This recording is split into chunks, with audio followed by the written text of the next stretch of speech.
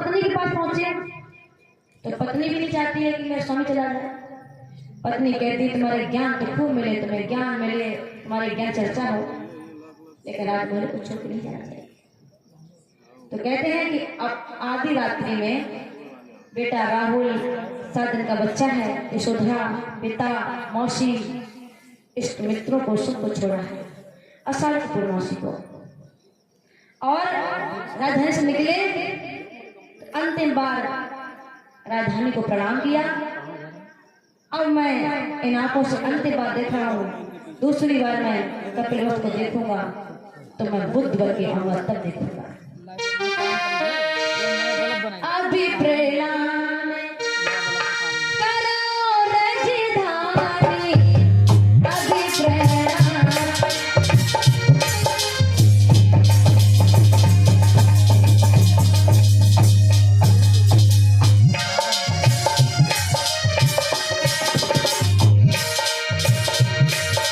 आज तक तू रही हमारी, अब हो गई बेगानी।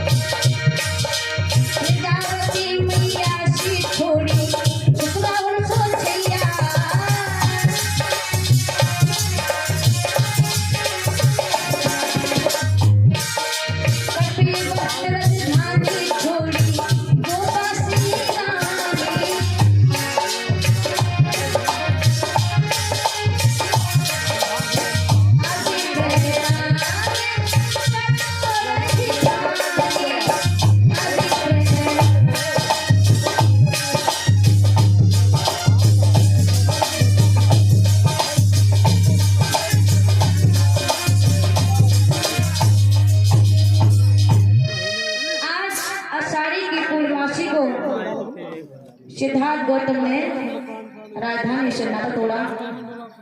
चंद्र घोड़ा की पीठ पे बैठकर साथी चंद्र को लेकर के और इतना बड़ा त्याग किया कि योगीराज सिद्धार्थ गौतम ने अपने पिता के राज को भी छोड़ा।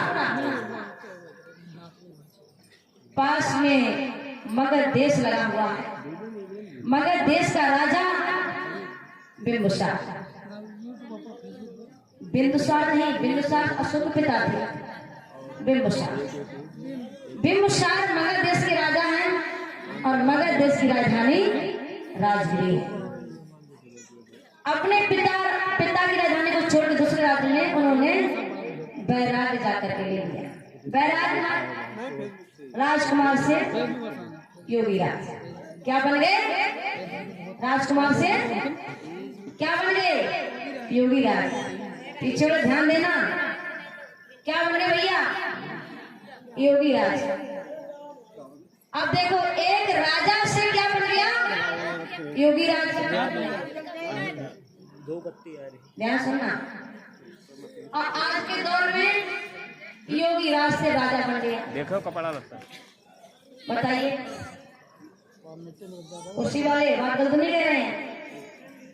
एक व्यक्ति योगीराज से राजा बन गया, राज कुर्सी बैठा हुआ है, ये संविधान का माल है। और एक व्यक्ति राजा से योगीराज बना था, सारे समय की बात है। इनको पता है अब मंदिरों में गुफाओं में काम नहीं चलेगा, अब इसमें आइए, इसमें भला होगा। मेरी माता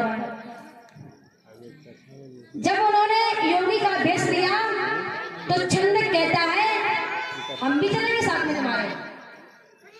तो सिद्धार्थ गौतम ने कहा तुम लौट जाओ महाराज सुदोधन को, ये हमारे वस्त्र दिखा देना, ये हमारे कटे हुए केस, ये सोने का मुकुट, सोने के आभूषण, ये वस्त्र, अगर तुम लौट के नहीं गए तो मेरा पिता मेरी खोज कराएगा।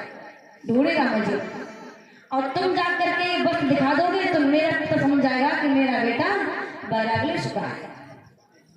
नहीं तो मेरे पिता ढूंढने में पसंद नहीं छोड़ेंगे। तो चंद कहता है कि तुमने घर क्यों छोड़ा? चंदक से कहते सिद्धार्थ गौतम कि दुनिया दुख में देख हम बैरागी हो गए, छोड़ा मैंने राज हम सन्यासी हो गए। दुनिया दुख में देख हम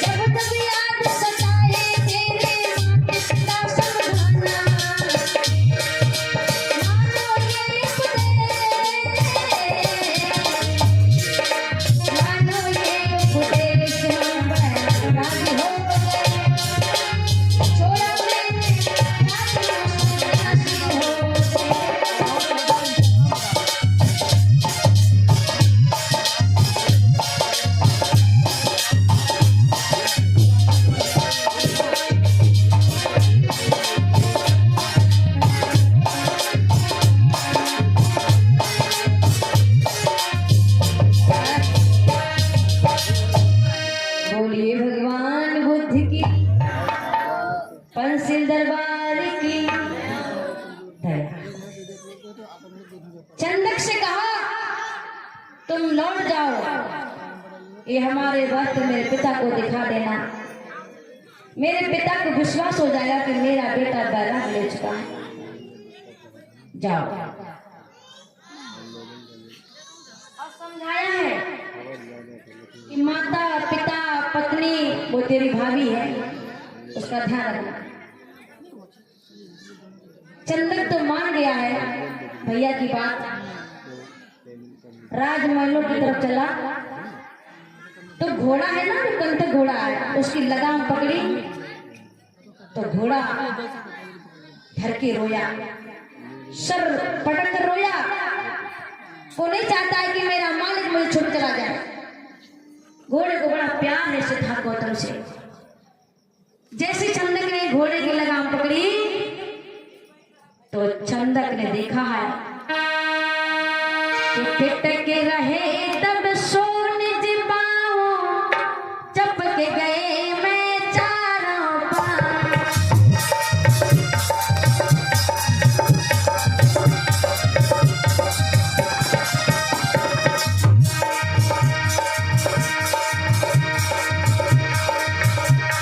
जान गए जिन पीर पराई, बोले हाँ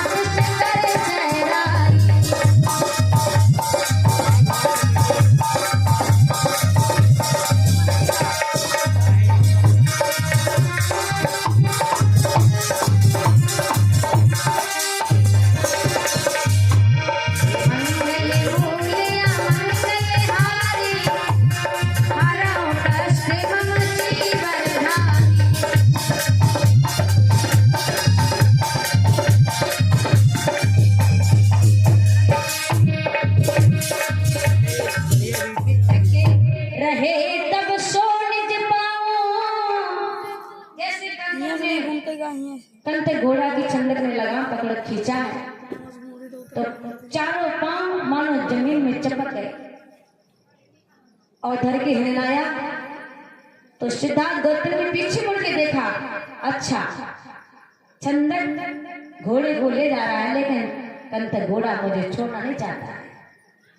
पास में आकर के बड़े प्यार से कहा, जाओ जाओ, छंदक को लेकर के लौट जाओ राजमहलों में, पिता इंतजार कर रहे होंगे, जाओ। चले हैं तो छंदक के कंठ घोड़ा ने नदी तो पार करा दिया, फिर कभी नहीं उठा, कभी नहीं उठा। छंदक उस नदी के तट पर पानी पिलाता है, पानी पी, घास डालता है, घास खा, वो ना पानी पीता है ना घास खाता है, उसे तो अपने मालिक के जाने का गम है। अब छंदक बड़ा परेशान है, ये खाएगा नहीं, उठेगा नहीं, ये पिएगा नहीं, कैसे मुझे लेके चलेगा राजमहल की तरफ। एक तो भाई चला गया भी राजमहल की ओर, बैराग ले चुका है, वैसे तो भाई के जाने का दुख है, ऊपर से छंदक कंठ भी बड़ा परेशान कर रहा है। कहते हैं कभी नहीं उठा, भूख प्यास के कारण कंठ घोड़े ने, एक जानवर ने अपने मालिक के वियोग में प्राण को छोड़ दिया। छंदक सर पकड़ के रोने लगा, बाहर विधाता कुआं में डाल के आग ऊपर से, मेरा भाई चला गया। छंदक कहता है, एक तो मेरे सिद्धार्थ गौतम भाई चले गए हैं और कंठ घोड़ा तुमने भी मुझे धोखा दे दिया। अब उन वस्त्रों को देख करके छंदक विलाप करता है, और मैं कहां जाऊं, मैं कैसे मुंह दिखाऊंगा, मुझे कुछ समझ में नहीं आ रहा।